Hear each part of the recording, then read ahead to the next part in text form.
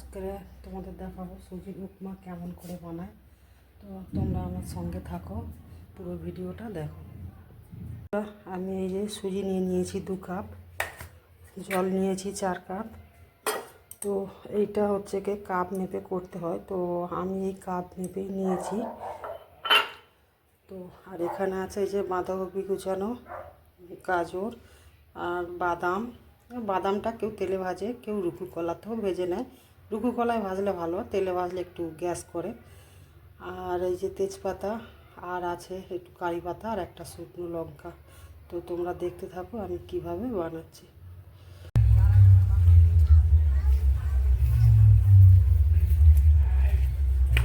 একটু সাদা তেল দিয়ে দিয়েছি, সাদা তেলটা একটু গরম করে নেব, নিয়ে বাঁধাকপি কুচানোগুলো দিয়ে দেবো।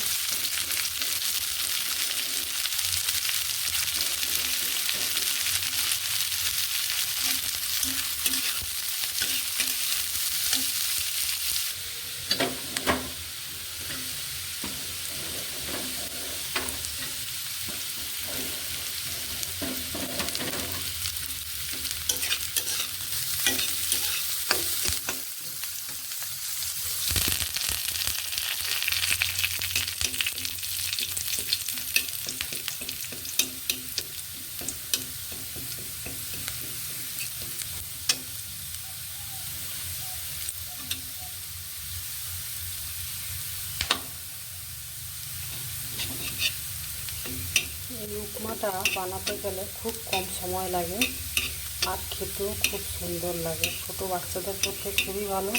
যেসব বাচ্চারা সবজি খায় না তাদেরকেও এইগুলো সবজি দিয়ে বানিয়ে দিলে ভালো লাগবে খেতে।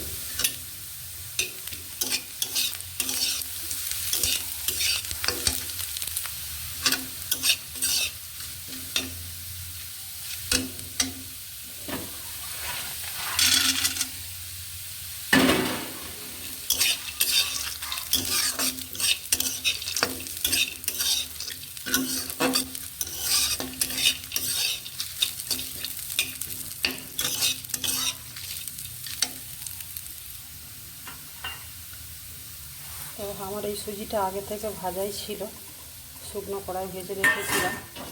তো সেই সুজিটা দিয়ে এবার এর সঙ্গে আমি ভালো করে নাড়তে থাকবো।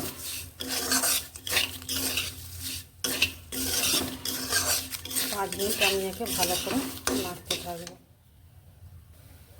যদি কেউ কালার করতে চাও তাহলে সামান্য হলুদ গুঁড়ো দিয়ে দিতে পারো, পরিমাণ মতো লবণ।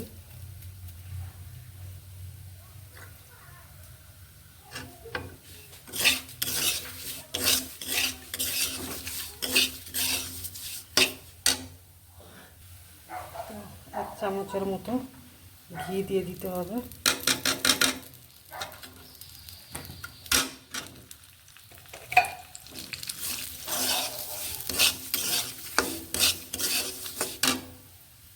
তো 2 চামচ মেপে রাখা চিনিটা দিয়ে দিতে হবে।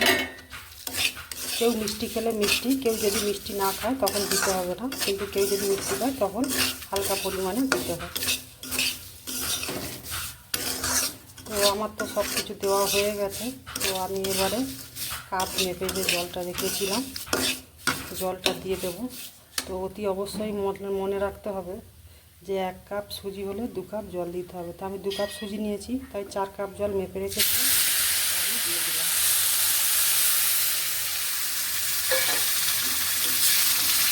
এইটাকে আমি এবারে ভালো করে নাড়তে থাকবো। এবার নেড়ে একে শুকনো শুকনো মতো করবো, করলে তবে এটা গুঁড়ো হবে।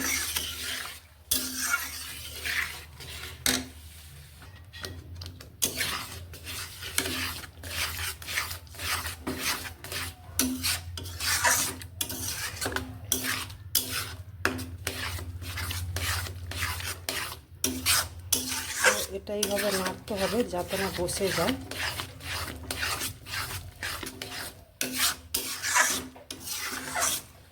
এটা ভালোভাবে এইভাবে নাড়তে হবে।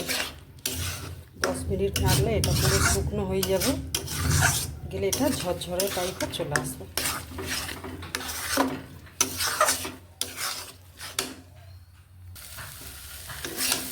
তো বন্ধুরা আমার এটা দেখতেই পাচ্ছ অনেকটাই রস শুকিয়ে গেছে, তো আরেকটু নাহলে এটা গুঁড়ো হয়ে যাবে।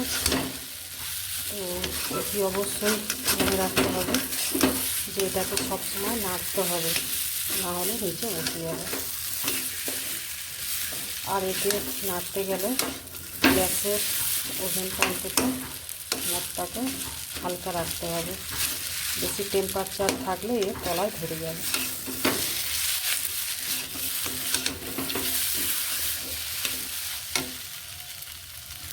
তো বন্ধুরা, খুব কম সময়ে কম খরচে আমার তৈরি হয়ে গেছে সুজি উপমা। দেখতে পাচ্ছেন আঁচটা কম দিয়ে নাড়ার ফলে অনেকটা গুঁড়ো হয়ে গেছে।